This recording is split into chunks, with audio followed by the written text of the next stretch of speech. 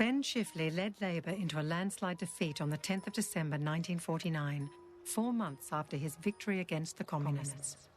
Labour did not again return to power until the election of Gough Whitlam in 1972. So it was Robert Menzies who became known in history as the great anti-communist campaigner. But it was Chifley, by his actions in the miners' strike, who had already delivered a death blow to the Australian Communist Party. Some said it was his willingness to use the troops against the strikers that lost Chifley the support of voters. Welcome to the Red Kelly Cast. I'm Colton. I'm here with Emily and Moth. Yep. And it's been a hot minute since we've recorded anything. But given the recent events, we've kind of had to meet up and just have a little bit of a chat about, I don't know, labor and unions, like the Labour Party and unions, like what's going on with that. So recently, the CFMEU has gone or is in the process of going into administration, mainly due to the Labour Party and kind of them painting the picture of the construction union being full of thugs and bikies and whatnot, but really using that as a means of crippling a, quote, militant union movement. This isn't anything new, you know? This is like, historically, this is kind of Labour's MO. So it goes way back all the way to the 1940s. That soundbite you heard at the beginning, this is a response to the coal strikes that were going on then. And who was it? Ben Chifley. Yeah, Ben Chifley and his response to the thing. And this is back when, like, this isn't like that far after, you know, Labour was formed as a working class party to represent the unions. So straight from the get-go, you know, they kind of got sucked into that neoliberal pipeline, and we're already combating union in response to the fear of, you know, communism and things like that. Yeah.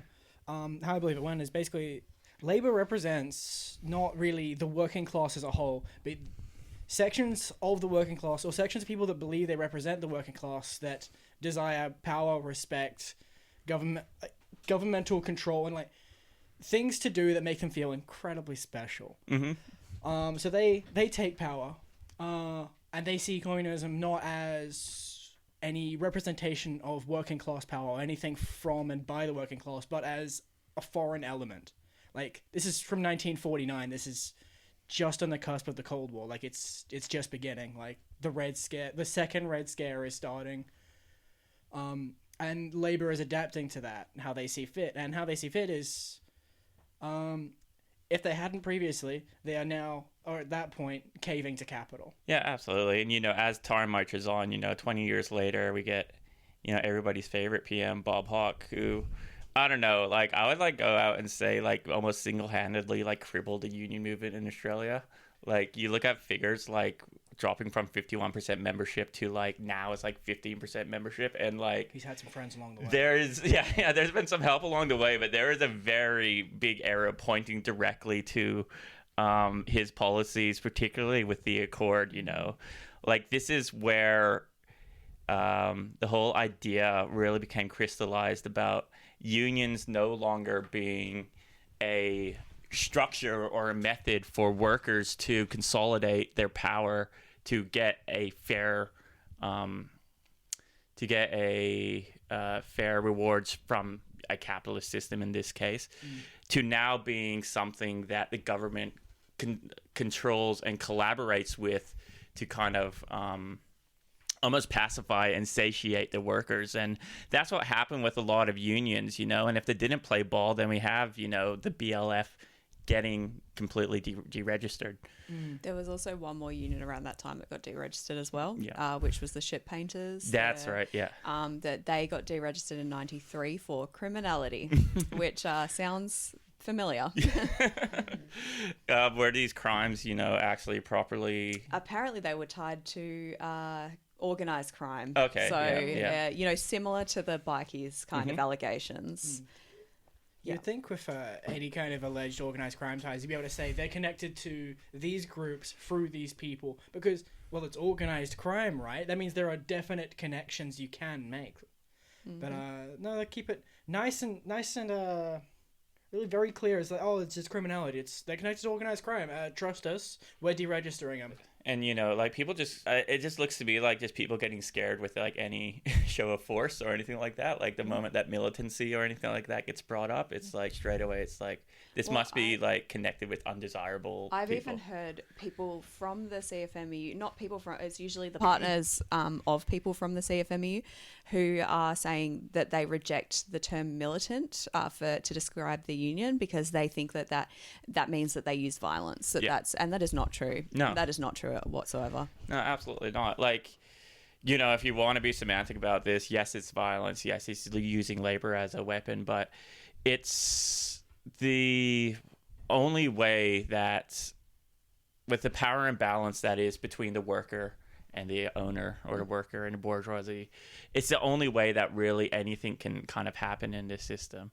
Is withholding labor, is controlling labor in such a way so that really the value that we offer to society can be the worker provides a service, and all they can do in that deal with the boss is to deny it. Yeah, exactly. Which is where, the union movement has been completely neutered, for lack of a better term there, that, you know, we have no power anymore because there are strike laws. So you cannot withhold your labour anymore unless it's within the confines of the law that they've set out, that it will not harm the economy. And the entire point of these things is harming the economy, so they realise what we do.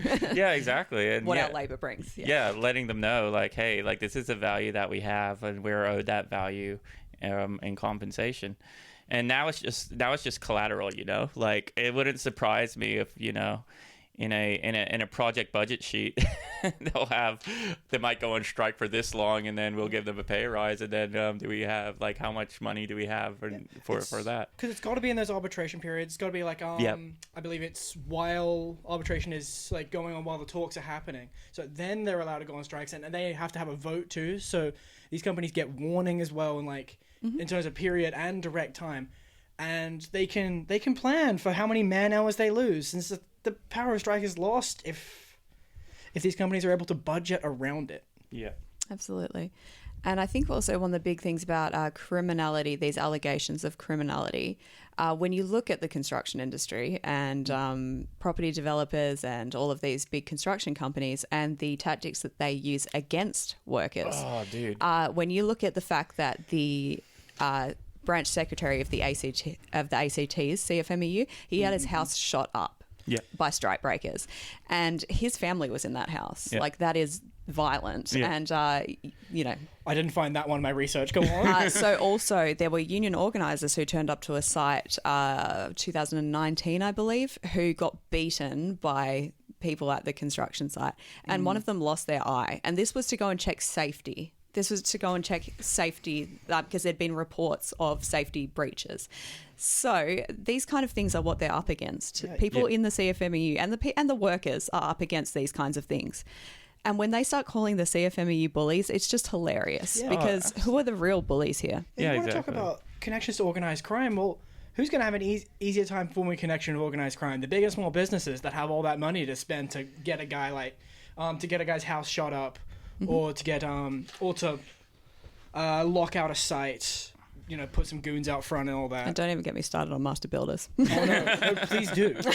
Please do. No, but the other thing I was thinking as well was that, I don't know if you saw that last week, the day before the administration was put in, that the ABC, they actually launched an investigation because they'd found that bikies had been used as strike breakers against the CFMEU. Yeah. Ding, ding, ding, No, ding, ding. I saw that as well. Yep. And, you know, like, we could just see, like, with the reporting or lack of reporting in that case, except I got to hand to the ADC for actually covering that. Good job, ABC. Yeah. I bet that wasn't a front page story. And if it wasn't for long. Just the language that's getting used and just the images that are being portrayed just, like, reeks of, like, elitism and classism as well. Like, there's a reason why it's a construction union in particular. Well, there's multiple reasons, given their militancy and all that kind of stuff. The CFMEU is, like, the biggest in Australia, like, very successful. It's such an easy job for the media because they could just paint this picture of thugs and stuff like that, because at the end of the day, the media as well as labor's like they hate workers. They hate the working class and the images that it's also the industry that you can have had, you know, a past, a criminal past, and you've fixed things up and you want to come back and, you know, get a job and go legit, because how do you get out of criminality if you don't have work, Absolutely. if you don't need have work. Exactly. And the construction industry is one that you can get into. So now they'll say, oh, there's, you know, criminals, there's blah, blah, blah. And these people had a past that they have changed around. Yeah, and that's the only thing that the media has on in WA in particular. That all the reports are this and this is a former gang member. This and this formerly did that stuff, and that's the only like kind of angle that they got on us at the moment. Exactly, and as you know, someone who works in the public sector, the things I'm never going to see that. I'm never going to see a former bikie at you know, Department of Treasury or something. Unless they're very lost. Well, yeah, and it's just because the construction industry is an easy target. It's an easy target, and it's also seeing other workers tear them down, saying that they're overpaid and they. Oh yeah, give me a break. Yeah, I mean, say you've never had a day at a construction site without saying, but at the same time, see what they do. It's also, do you know the actual longevity of this kind of career path? You cannot be doing it into your 70s if you, which a lot of people are doing their desk jobs into their 70s. Like, you cannot be doing that, and it takes its toll, and that's why you should be better compensated. But also, the companies you're working for are making so much money. I don't know if you saw about the actual labour costs in these kind of building projects, and it accounted for only 10%. Yeah. So them getting pay raises is not breaking the bank. Absolutely not. It's like, oh, maybe in some horrible hellscape future for these capitalists, it might go to 12%. Yeah. Oh, jeez. I don't Even say it out loud, you might manifest it. Like, just kind of going back to the present day as well, and this whole administration business, the amount of reporting that has been done on it kind of is really trying to prime the average Australian to be like, yep, the CFMEU made their own bed and now they're sleeping in it. And I venture to guess that as soon as it's all locked in and done, it's going to kind of disappear from papers. But the gravity of this situation and what it means for the union movement, like, I don't think it's kind of can be understated how detrimental it's going to be.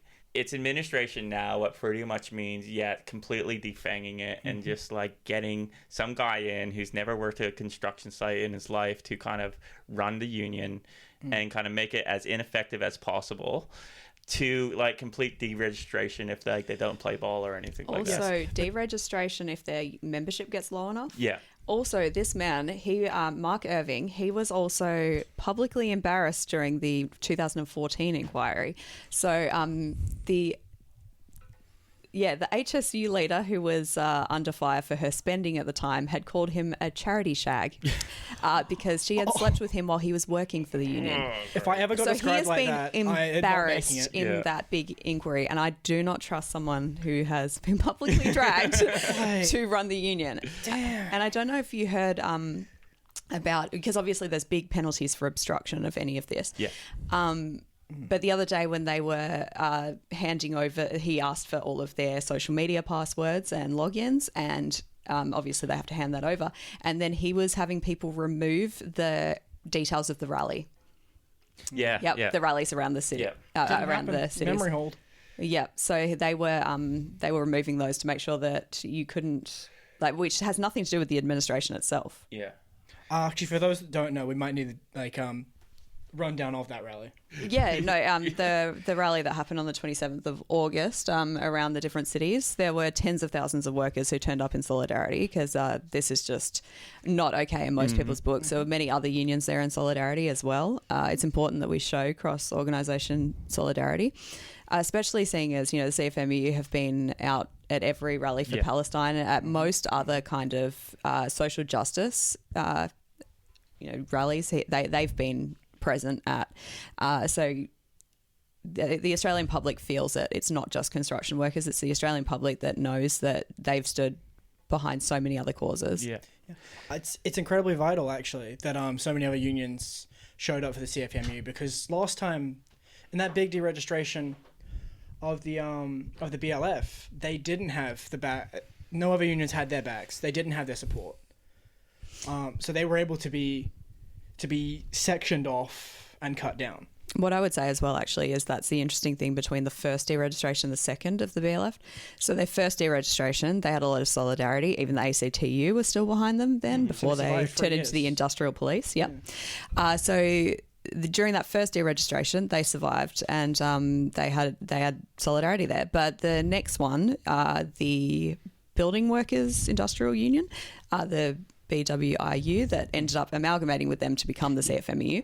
They turned their back and they cancelled meetings with them, and they even they cancelled elections, union elections, just to mess with the BLF during that time and they started taking members because, you know, a deregistered union it's hard to keep your members. So they started taking them, and so they're a real reason that the BLF didn't survive that next one. Yeah. So what's Labor's play here then? Like going for administration and not just straight up deregistering like they did with the BLF? Because it's intentional. Yeah.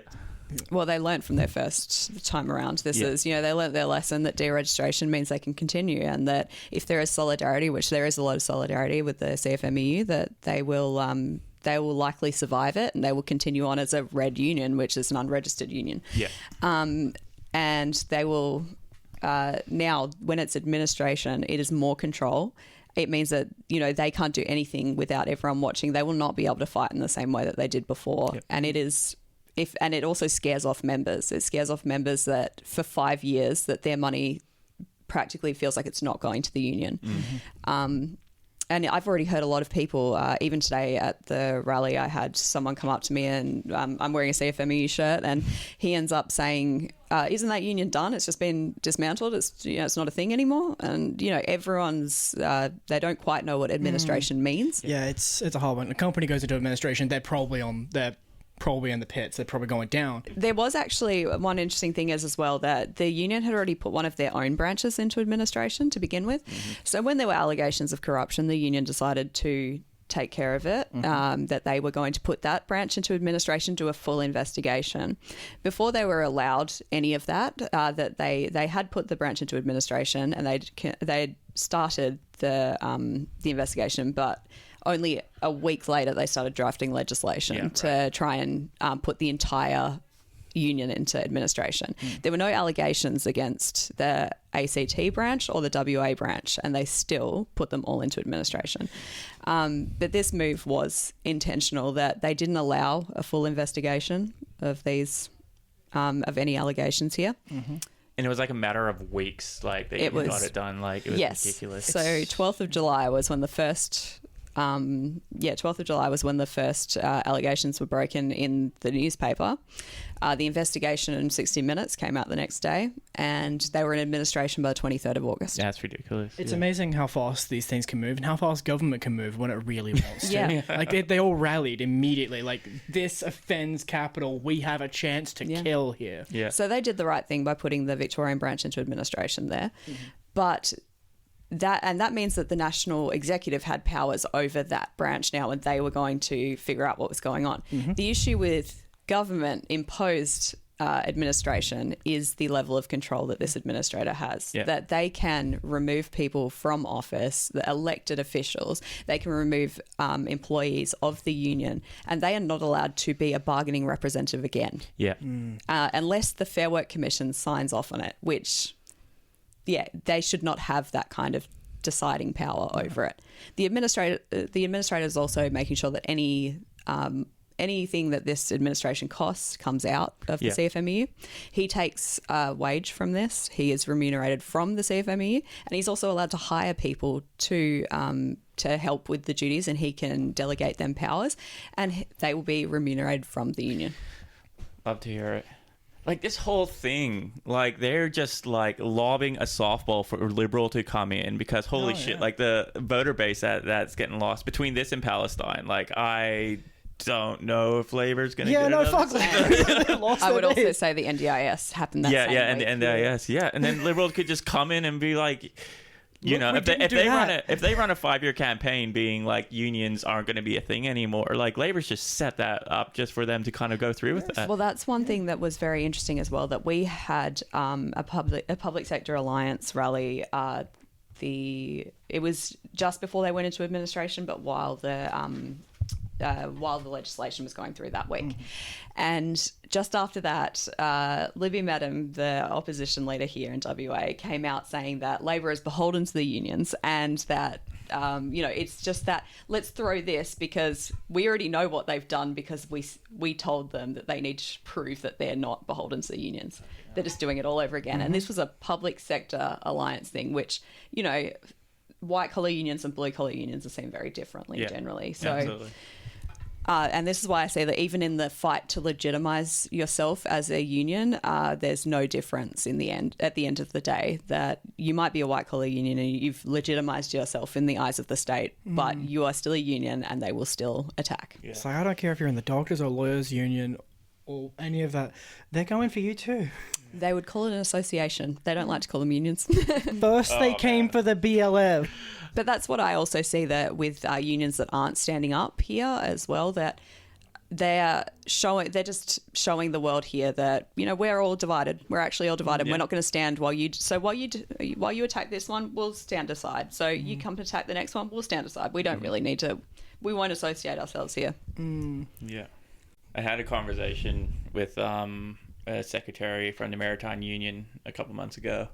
And I'll never forget, he said, look, mate, when Liberal was in power, it was actually easier to get shit done because you have a clear thing that you're fighting against and that you can get the workers behind, particularly wharfies and stuff. Oh, they can get behind the Liberals. Yeah.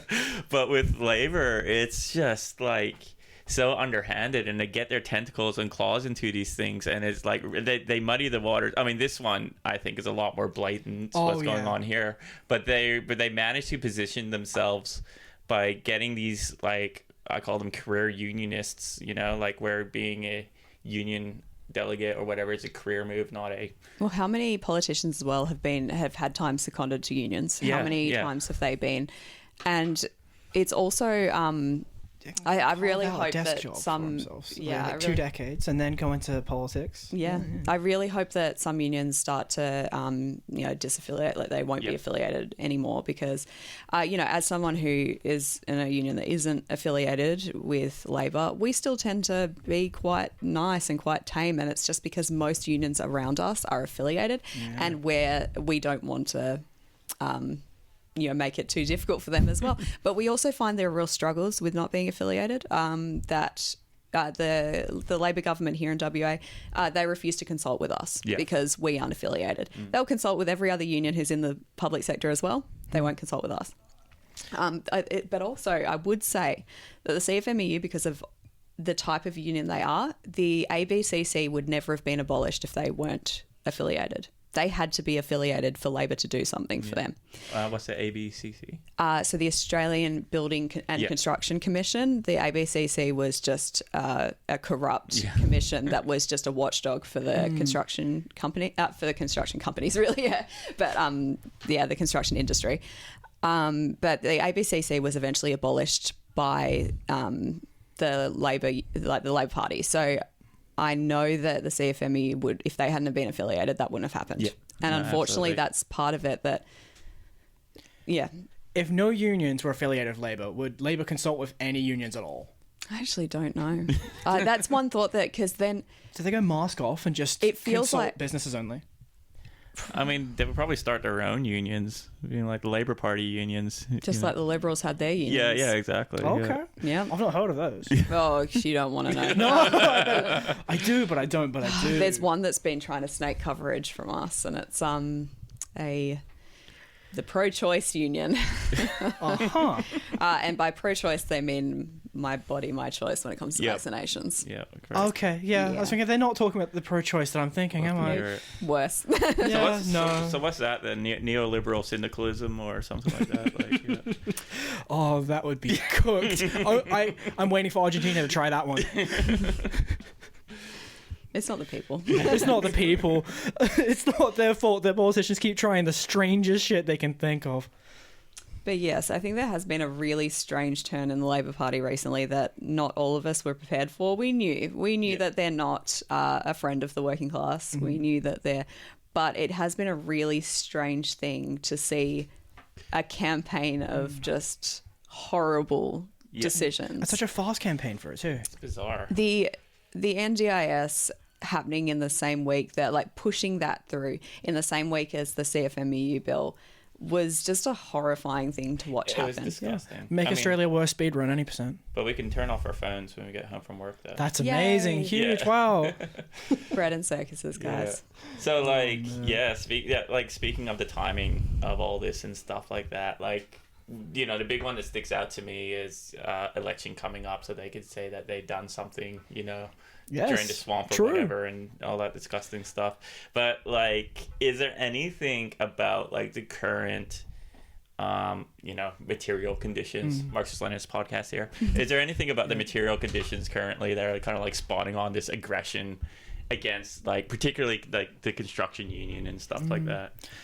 I think, well, okay, the workers have never really had a party in Australia, but now the workers really have no party. Like, who votes for Labour now? Like,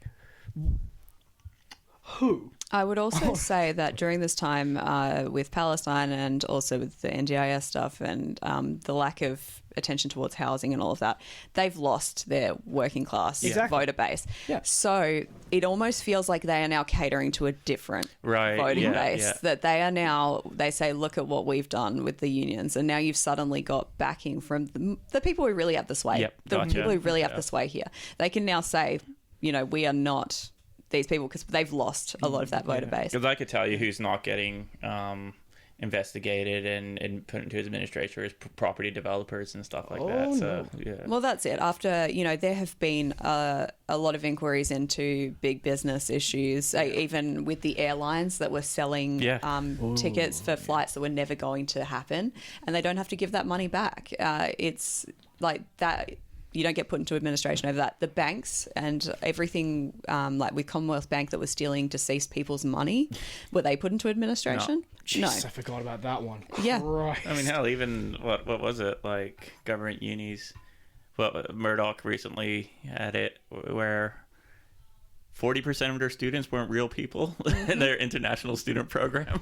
I think that's actually, that number's higher, but yeah. I'm missing out on all the spiciest stuff in Australian politics, because what? And then that's just like, okay, pay your fines, and then that's it. That was also the interesting thing about the when Norm Gallagher from the BLF, when he went to prison, that was for taking $100,000 worth of building material from employers, and he was put into prison for that.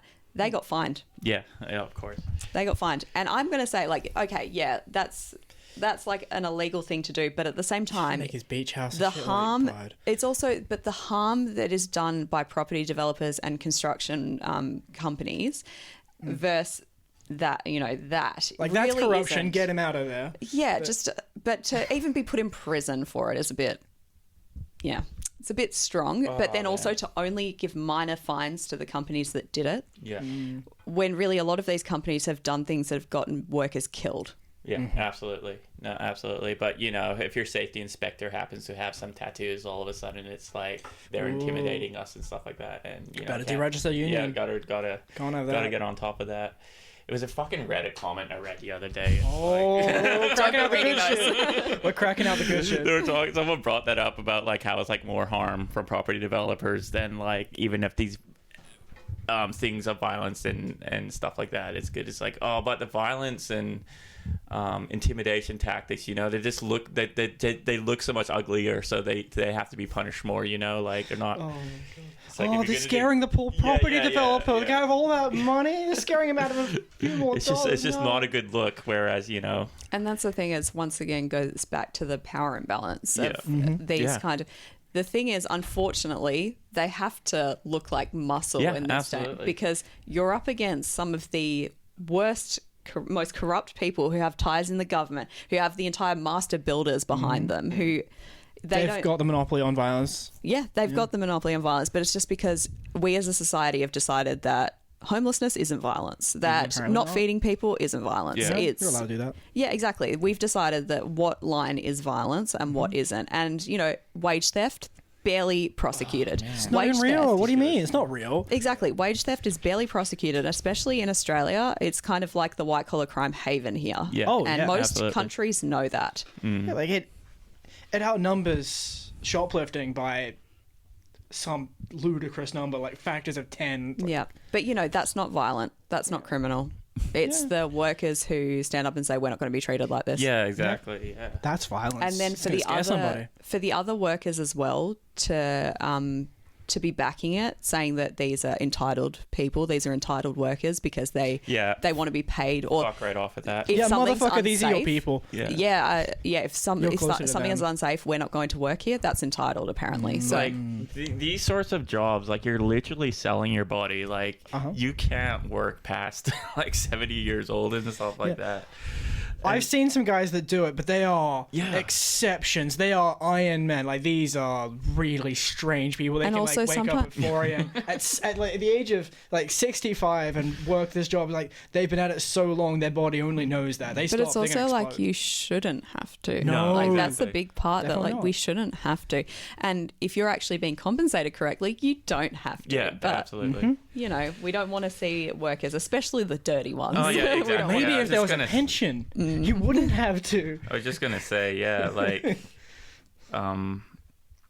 Australians hate it. Australians hate seeing a unskilled worker get paid, and I use that term unskilled in like the most heaviest quotation marks. Yeah. Like, It's unskilled, bud. You do it. yeah. Just, oh man, that take. They're getting paid too much, and they're greedy for like demanding more money. Like, you wake up at 4, you better make it to site on time. disgusting. You're laying bricks today. And yeah, if you're the type of person saying that, like, holy shit, it says a lot about you. I'm gonna beat your ass. Well, especially like you can look around you can go anywhere and look around and you can see what they've done, what these workers have done. Yeah, like, absolutely. You're in your house and you can see what workers have Yeah. done. Builders built that. I don't know if you know this.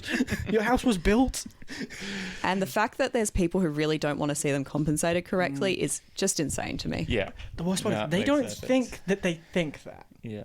They don't think of it that way. They think of it, as we said earlier, like, oh, they're entitled. It's like, oh, they're already being paid enough. They think they already are being compensated correctly because they're just like, oh, it's unskilled labor. Like, how much money could they really need? I think it's also that a lot of Bake fade people hours and so have grown up in a time. I know that I'm in a time where I've really benefited from the work before, like the union's work before me, that I've been in a time where I really haven't had major wage theft happen. I haven't had major, I've been compensated. It hasn't impoverished you. Exactly. I've been compensated fairly enough where I haven't had to be on the front line of those struggles. Yeah. But not very long before us, there have been unions who've fought very hard for this. And unfortunately, I think we're seeing the end of that kind of comfy period. Absolutely. We're definitely seeing the end of the comfortable period.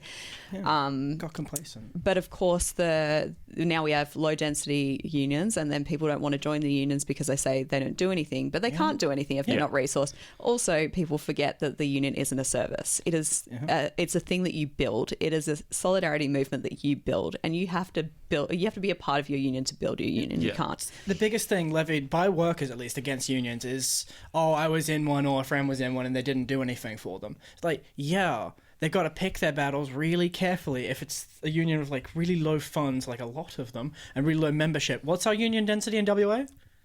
15%. 15%. Actually, sorry, 12. No, yes, 12%. 15. Yeah. 15 is 15 countrywide. is Australia. Yeah, We are 15 is- lower than Tassie. Yeah. Yep. And especially in a state that is heavily aimed towards mining and construction industry, the fact that our unionism is so low, it's just We need the CFMEU here. We need I had them a even friend bigger. who was part of the CFMEU, worked in a mine site. He was the only person on the mine site that was that was part of the union, and he said like as soon as people started finding out, like he was pretty much ostracized for it. Oh, jeez. And like a lot of that has to do with obviously privately owned and Gina Reinhardt, or I don't know who it was been with. a lot of campaigns. These Yeah, these guys are bought and paid for. They don't know it, but they're bought and paid for. And Australians just can't. I mean, I say Australians. Let me rephrase that. It's not just it isn't just us. Workers like The they Kiwis have it worse. they just can't square the idea of like you can fight, like you can resist, but the only way you could do that is recognizing Can't do it alone.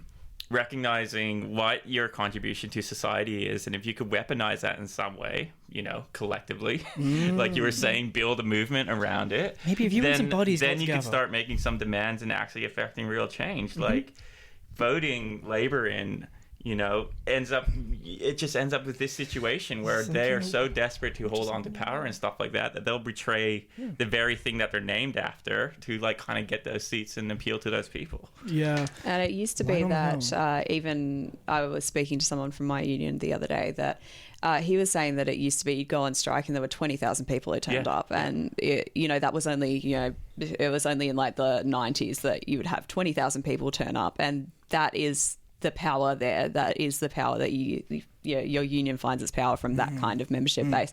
That when they see a big strike of only 1,000, 2,000 people, they're not worried about that. Yeah. And of course, we've all lost that kind of feeling of collective power in the movement. Taken from us. And also it's just they're seeing it as a service that a lot of people kind of join the union as like an insurance policy for themselves. If something happens at work, it's there. But I don't need to do anything until there's a problem. Yeah. And that's why you see that some of the highest density areas are places where they're going to get themselves in trouble, and it's an insurance policy for them. The police have a very high union density, which police unions are a whole thing that we won't even go into. But that's something that shouldn't happen. But anyway, police unions have very high density because the police know they're going to get in trouble. They know that they weren't at the CFMEU rally. Solidarity. Oh well. Yeah, they showed up. They showed up to all our rallies. That's so nice. Associations. Yeah, absolutely. The police is so kind to show up to every rally. Yeah, with those it's the same with any prisons. The prison union here, the prison officers union, they have very high density and they have a lot of numbers, but they kind of operate in a similar way to the police union. And it's because you're in an industry where you're probably going to get some allegation against you, and it's just an insurance policy against. Yeah, no, absolutely. And, it's no accident that that's happened, like that was Bob Hawke's dream with the Accord to get that happening. If we could just make them behave and there's something to work with, not something that's fighting against us. And I think that as well with the price and income accord, it was sold to people as let's collectively work together to get through a tough economic spot, that we will drop wages for a little bit and you guys won't go on strike so much, so that we can all kind of we can get the economy back on track. We'll work together, and then you've completely lost any power. You've lost, and it's just because anytime you capitulate to that side, anytime you capitulate to the ruling class, you can't win that back. I mean, you can. It's a lot of years, a lot of power, and but they've taken that power. Yeah, they dropped their right to strike. It's buddy, you think they're just going to hand you that back? And then after years of John Howard, John Howard is just Would it be a hot take if I said that Labour has done more damage to the union movement than Howard or Liberal? No.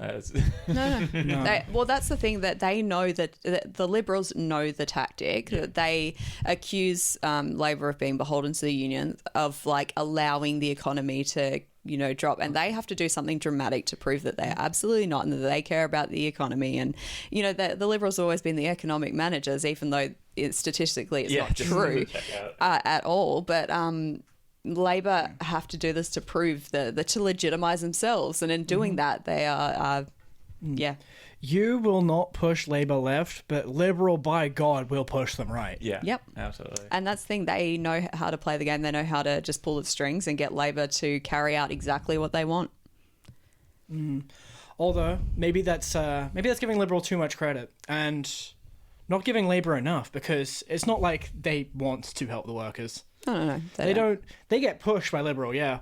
But without the pushing, it would just happen later. Same thing. Mm-hmm. But I truly do believe that some people who join Labor, they really do it because they think that they want to make change. For sure. Yeah. And then they realise that there is no movement there. There's no way to move there. Yeah. And that's... And then Labor kicks them out and they have to run as independent. Yeah. They call themselves Labor left for a while. Then they do one thing that's against the line, or supposedly on the party line, supposedly on the agenda, but nobody's actually voting. I think one of the most dangerous things as well is that they do really think that if they're not in, the Liberals will be in doing something worse. So they think that by just sitting there doing fuck all that they are. Oh man, there are definitely like administrators having that conversation for sure. Like, holy shit. Yeah. There's got to be some people in Labour asking some serious questions like what the hell do I stand for? Is this actually helping? Yep. I mean, Albanese, he was part of socialist clubs back in the day and stuff like that. And how's that doing for the socialist movement? Oh my God. But that's where you also see that, these people who have had their eyes open to issues and other ways of thinking, and they still believe that they can work within the system. Yeah, absolutely. I'm sorry, wait a minute. Do you mean to tell me Albanese is yet another trot to neocon pipeline guy?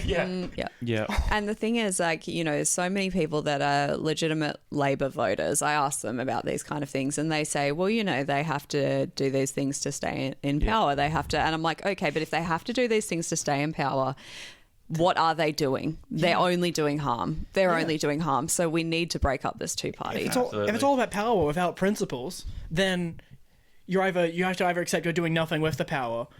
You have no principles, or like you have no goal. You have no plan other than to hold seats for Liberals after they come in after it looks like you fucked everything up because you did nothing. Yeah. Liberal creates a horrible situation. You do nothing about it. Liberal comes in so they can act the savior. And I think that's what it comes down to if we really like zoom out and like kind of look at the whole superstructure of like the situation that we're in. Like, this is why Labor is so ineffective. Well, they're effective in the way that they're really good at fucking us over and dismantling unions. But that's what it comes down to. It's like they're trying so hard to like make a positive change for the working class by playing with the system. But the system is intentionally designed to to exploit us in every way possible. So all what you end up doing is just making it look better, making the exploitation look better, And, we see the exact same thing happening with the Democrats in the U.S. Now we have... And Labour in the UK, funny enough. Women of color bombing, sending out drones and stuff like that. So now the optics are all looking great and stuff like that. Really makes you feel like you're a part of history. Yeah, but... I would also say it's an interesting time in Australia's history too, because for a very long time we've been building up capitalism here. There was obviously colonisation and people reaping the benefits of expansion over here, because people could come over here with no money and suddenly guys, the land's free here. It's, because that's another thing with capitalism, that it constantly needs to exploit the new thing. It needs to expand and exploit, like cancer a little bit, like just take over. Steal, take, kill, grow. Exactly. And we're at this point now where we've all settled as like capitalism has been implemented, and now we're starting to realize the crisis of capitalism, that it's not sustainable, and for the government to try and manage that is we're going to start seeing, we are seeing true colors of a lot of these parties, and as they're trying to navigate the real first crises that we're having. But it's not looking good because they're adamant, 100% sure that capitalism got us into this situation, capitalism could get us out of this situation, kind of thing. Like, if we, can pull the right levers and give the right people enough money, then, then things will work we just need to fiddle with the interest rates. Yeah, exactly. Just one more change to the interest rates. That'll do it, right? And then blame it on immigrants without actually going out and saying it, but push it in your media and stuff. If you stop enough boats and you find the perfect interest rate, your economy can't go down. I think we're also about to hit a really interesting time with the the inflation that we're having now. That the only reason that Australia was the only developed country, I hate the term developed, but just there's need to convey the message. Exactly.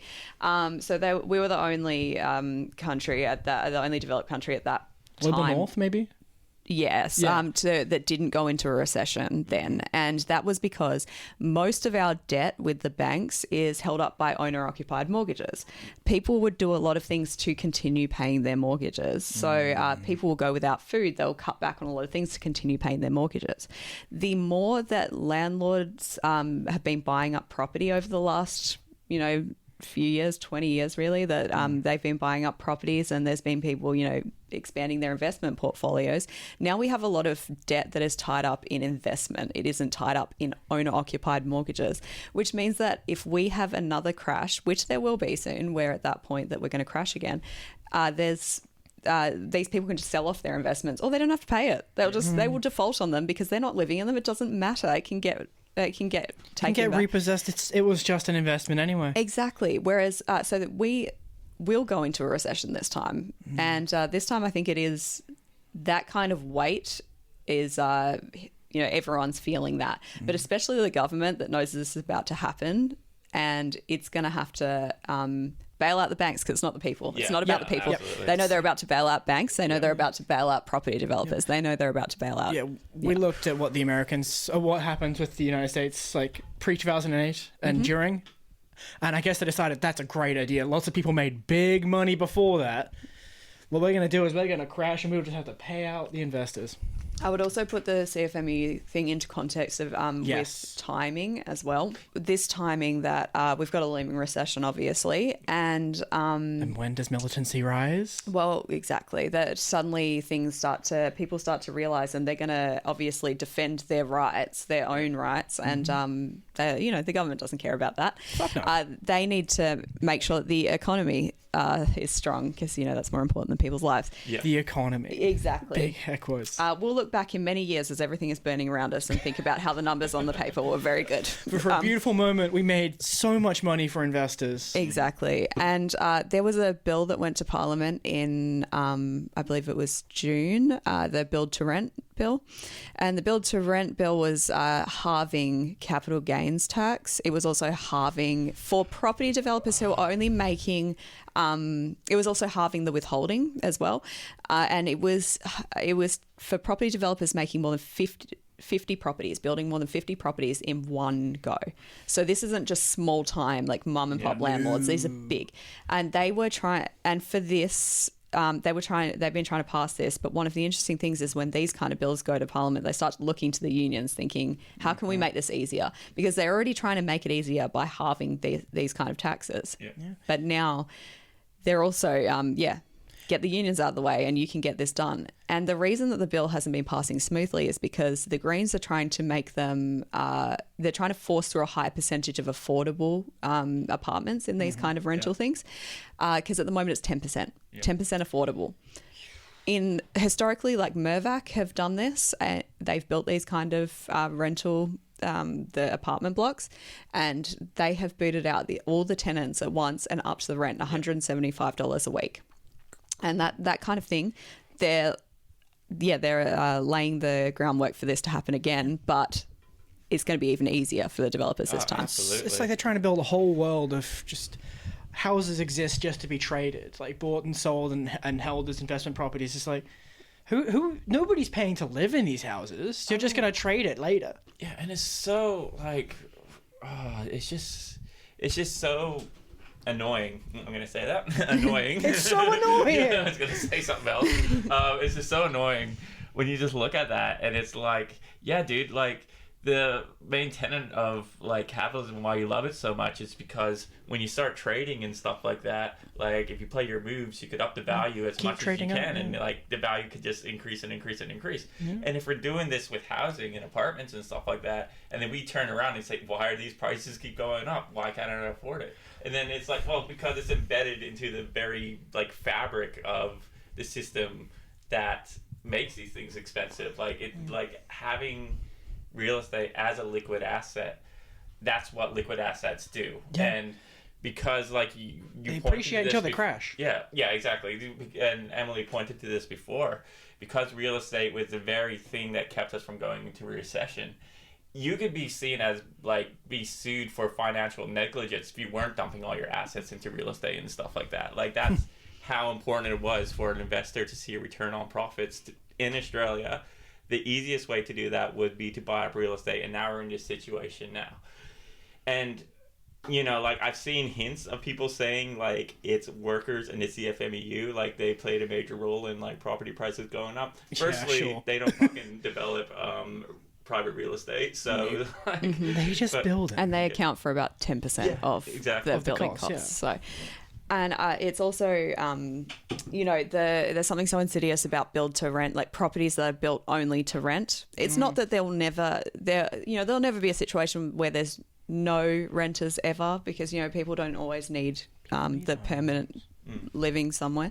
But at the same time, to build mass properties only for the purpose of renting is just, while there's so many people who don't even have a home, is so insidious. The mask is off. Like, the supposed Labour Party is being like, oh no, we're here for the real estate investors. Well, it's also where austerity politics doesn't work whatsoever, because they're constantly seeing where they can outsource things. So if a property developer will do this, we'll make it easy for them, because then we don't have to bear the costs of property.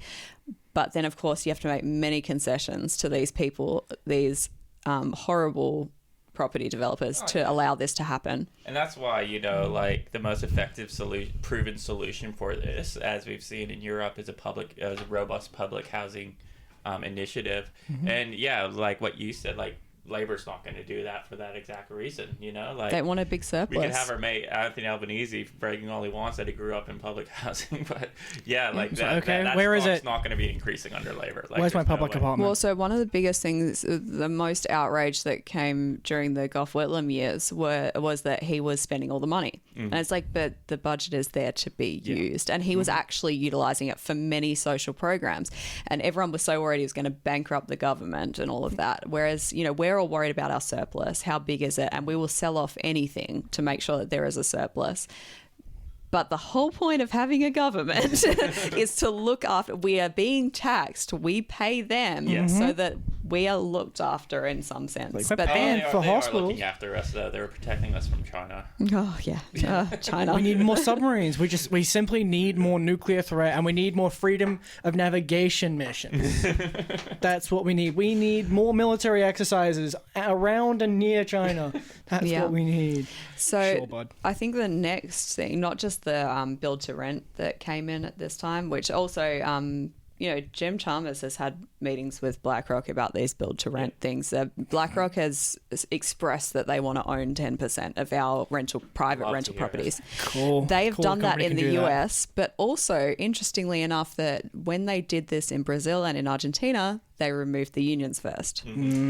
So now we've got this bill before Parliament that is build to rent to for big property developers. That's to make it easier for them. And now the union's going down as well. Yeah. At the same time as, there's a bill that went before Parliament a few months ago as well to allow the M in the CFMEU to pull out of the CFMEU so that they could only attack the construction and general. There's a lot of context here that it's not just one reason that they're trying to remove it. There's just it's a culmination of many factors. So this is a good, in terms of getting their goals completed and working for the capitalists, this is a very well done, good system. They know what they're doing. They've got all these goals and they're working to achieve all of them at once with as few moves as possible. They know what they're doing. You've got to know your enemy, and your enemy knows you. That's the other one as well. That the electoral transparency recently. So electoral transparency was obviously so that everyone knew who was donating to parties, and these parties had to publish who had donated to them, and especially in WA, this is the one that I was very aware of, that the CFMEU had donated $25,000 to the Labor Party on the 1st of July. The Liberals did not like that. They suddenly think, of course, their Labor Party is being bribed by the CFMEU or something, and they make allegations about these things. So I think it's an interesting thing that 2 weeks later there was a big campaign to remove the CFMEU. To kind of wash your hands of that. Exactly. Yeah. So it's not just one factor. There are many, but it's just interesting to put it into context, even with Palestine, that the CFMEU came out backing Palestine immediately, and they really did condemn other unions for not coming out immediately when we all knew this was wrong. And I know that they called out the ACTU, especially at rallies here, that the national secretary, he was very vocal about the ACTU being very quiet on this when we all knew it was wrong. So they kind of didn't make friends with the other unions, of course, because that's not what they're there to do. They're calling out and doing the right thing. But being very pro-Palestine doesn't get you many friends in powerful circles. In powerful circles. So it's also interesting to note that the person who broke the story on the CFMEU is, has been attached to some of the Israeli lobby groups. So but that's not a bribe, you see, because we love Israel. Yeah, so it's just it's interesting that he has been part of reporting on a pro-Palestinian MP in New South Wales previously. Right. Mm-hmm. He had his house raided by the AFP and the MP. Yep. And it was basically trying to see if he was being bribed by China and things that he, because Nick McKenzie is not only a Zionist, but he is also extremely xenophobic towards China, because those go hand in hand. I was going to say shocker. Yeah. So the Age loves to call themselves independent, but it's interesting that he has gone so hard for all of these things to a union that has been extremely vocal about being pro-Palestine. Jeez. Well, with that, that's definitely time. That's actually a bit of a long one. Yeah, so with that, we'll just probably wrap up this episode. Any conclusion remarks? I would also just say, lastly, that the CFMEU, it doesn't matter what the allegations are. They should have been allowed to do their own investigation as they were doing. Yep. They should have been allowed to, investigate and have their own. They have a right to natural justice, as we all do. Yep. And just like companies seem to always be allowed to self-regulate, but the union is never allowed to do that. Yeah. And to be put into administration over allegations. So we have to be very clear about the fact they're allegations. They are not. And there absolutely was work internally already being done, like to address the allegations that this whole thing is like about, effectively. If some people allege and like they do it like in a semi-sensical way. If someone alleges like you've got like serious criminal connections, you make those investigations, and they were making them. Yeah, and like Emily pointed out, for the government to step in and like act this harshly, this quickly, like huge overreach of government power, completely undermining the union movement like altogether. And like those various factors that you mentioned before, like they all play into like why this is happening and why they're pushing this so hard. I would also note one thing on timing as well before we end it, that there had just been a change in leadership as well, that they really stepped in when there'd been a change in leadership, where Christy Kane, he hadn't been the national secretary for very long, but he'd been in the union movement for a very long time. And also he's a very strong unionist, and suddenly there's a younger guy who's just come up, Zach Smith, and that seems like they're exploiting a weakness, not to say that Zach is weak or anything, but it's just a weakness when you're changing leadership, especially to a younger person. This kind of overreach is going to be, it's going to be felt by other unions eventually, because this legislation is now in place, and while it mentions CFMEU directly, it's easy to add it in for other unions. It sets a precedent, I don't know how much longer the NUA is safe. I mean, their international connections are probably pretty sweet, but the precedent that it sets for them to go after other unions. Well, also it was a week later that they started looking at the ETU, because the ETU immediately stood in solidarity, of course. And the ETU, they started looking at what's going on with the ETU now. And then it was just later, it was HSU, because the HSU during the last inquiry did have some issues, and it's an easy target again. Yeah. So they're going for, but yes, we saw the CFMEU, which we can call blue collar, and we can call ETU blue collar, but then they started looking at the HSU as well. And that's when you say there's no limit to this. Yeah. This is, they want a clean house. It's persecution across all unions, and it will be used against another union, and the Liberals now have that legislation ready for when they inevitably end up in power at some point. But there is a bright side to this. This is a radicalizing moment for a lot of workers. The more unions they go after, the more people realize that their job isn't safe. Their line of work is not safe from this kind of overreach, these kinds of attacks. They get radicalized, and they look to where can I go from here? If organizing is not legal and I really want to organize, what can I do? It's also when we start winning our power back as well, because if we're, we've abided by the rules for a long time, striking in the ways that they allow us and, speaking in the ways that they allow us. But then after a while, we realize that the leash is getting shorter. Yeah. And we have to choose a different tactic.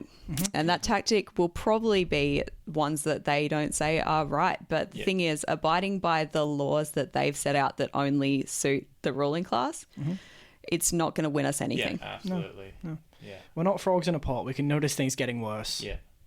Cool. So with that, I guess we'll wrap it up. Yep. And we'll probably talk about this more as this develops later on down the track. But in the meantime, don't be disillusioned by all this just complete crap that has been spewing about the media about unions, criminality, and things like that. They've tried it before. Yeah, These things have failed before. Sure, it happens, but once again, labor's not on our side. I could confidently say that they despise the working class. They want to undermine us whenever they can. And this is just another defining characteristic or defining moment where they really show their true character of what they really think of us. The mask is off. They want a clean house. Okay, we know what you are now. Yeah.